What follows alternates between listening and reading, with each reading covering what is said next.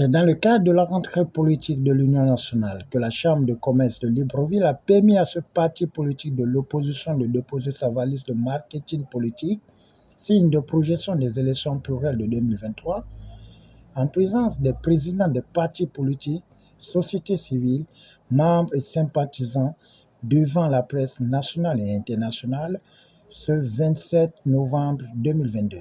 Plusieurs formations politiques amies qui sont représentées ici ce soir, nous avons pris l'initiative de soumettre un mémorandum en vue d'une réforme du système électoral national. Et que, je cite, le maintien du système électoral en vigueur ou le refus de le réformer pourrait conduire le pays vers des tensions aux conséquences incalculables. Fin de citation.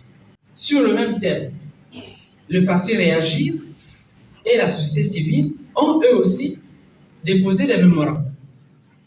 Pour notre part, nous nous sommes simultanément adressés à la Cour constitutionnelle et au ministère de l'Intérieur.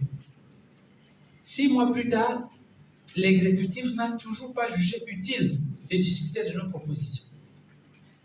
Il ne trouve toujours pas nécessaire d'engager cette concertation pourtant annoncée par le ministre de l'Intérieur en personne. Que la responsabilité commande que cette préoccupation soit entendue et traitée. Il ne s'agit nullement d'ouvrir un quelconque marchandage politique. Il s'agit de créer les conditions pour la préservation de la paix sociale et de la construction d'une démocratie participative et apaisée. Chers compatriotes, mesdames et messieurs,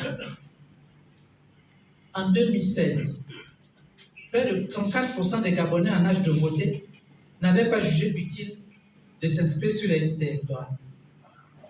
Parmi les inscrits, près de 43% avaient opté pour l'abstention. L'enrôlement et la participation doivent donc nous préoccuper au plus haut point. Nous devons examiner ces questions le plus rapidement possible. Face aux enjeux de 2023, la présidente de l'Union nationale, Paulette Missambo, appelle les forces de l'opposition à l'Union, convergence des stratégies pour une candidature unique face au PDG qui est une machine politique. Chers compatriotes, mesdames et messieurs, chers amis, la présidentielle, vous le savez, est l'élection politique majeure. Nous devons nous y préparer. Les législatives constituent le deuxième scrutin d'importance. En regardant dans le rétroviseur, on ne peut que nourrir quelques regrets. La dynamique unitaire qui avait pourtant montré son efficacité en 2016, n'ayant pas pu être rééditée en 2018, le débat s'étant focalisé sur la pertinence de notre participation. Nous devons nous garder de retomber dans les mêmes erreurs. Le troisième scrutin, ce sont les locales, parce qu'elles déterminent la composition future du Sénat.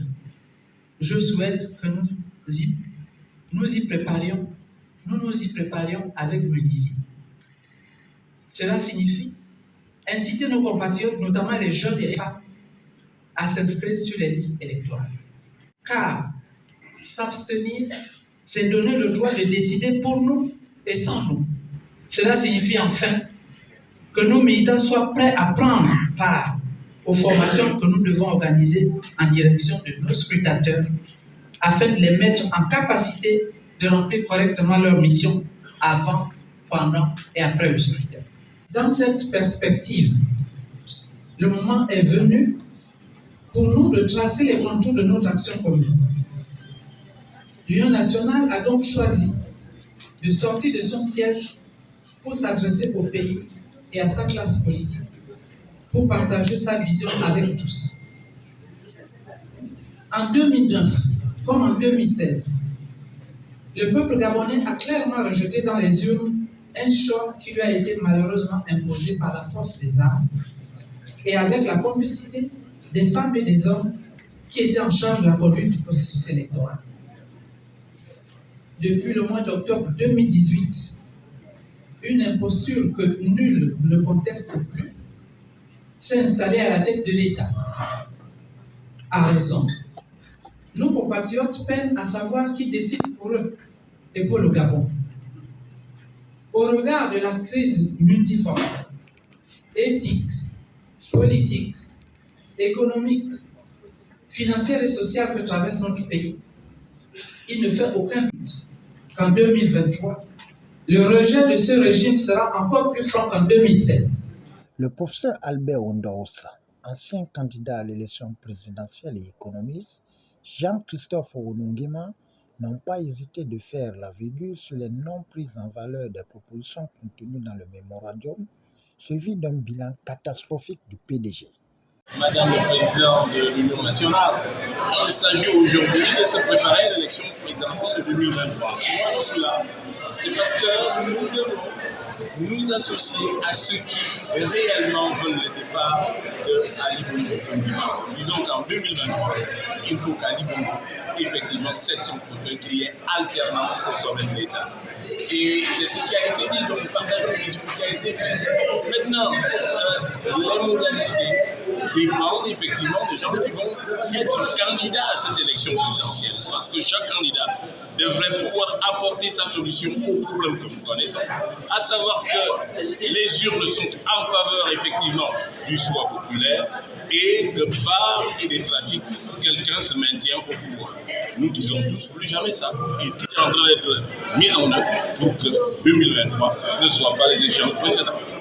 Elle a fait des propositions et ce que je disais au cours d'une dernière intervention, c'est que ce qui est utile pour la nation, c'est qu'il y ait des propositions, qu'il n'y ait pas de débats politiciens, de politique politicienne, des propositions en vue de l'alternance. Tout doit être mis en œuvre pour qu'Ali Bongo ne soit plus qu'un passé lointain, qu'on n'en parle plus en 2023. Voilà. Et tous ceux qui sont dans cette dynamique doivent se retrouver pour essayer de trouver la solution, la meilleure, pour qu'Ali Bongo s'en aille. C'est clair, Ali Bongo, le système Bongo PDG. Comme vous le savez, l'année 2023 est une année chargée et délicate pour le pays. C'est un tournant important parce que nous avons 3 élections majeures, les présidentielles, les législatives et les locales. Donc pour nous, cette rentrée politique est très importante pour l'avenir et nous avons tous les atouts. Sinon, il y avait indiqué Madame la présidente de l'Union nationale, l'Union nationale est prête pour aller au combat avec toutes les autres partis de l'opposition. Vous savez, nous avons eu un congrès le 13 novembre dernier qui a élu Madame Dissambo à la tête du parti. Les mauvais perdants ont jugé notre parti. Mais ça, c'est la face visible de l'iceberg. Mais est-ce que vous savez combien de militants nous avons enrôlés depuis janvier 2022? Donc pour nous, c'est un détail, c'est un petit phénomène de départ. Ce qui compte pour nous, c'est une position sérieuse, déterminée et sincère, pas une position à géométrie variable. Nous notons que malgré le dysfonctionnement du matériel de sonorisation, l'Union nationale a tenu à réussir son événement. Au finish, c'est dans une ambiance bon enfant que cette rentrée politique a fait tomber son rideau en invitant la population à se faire inscrire sur la liste électorale.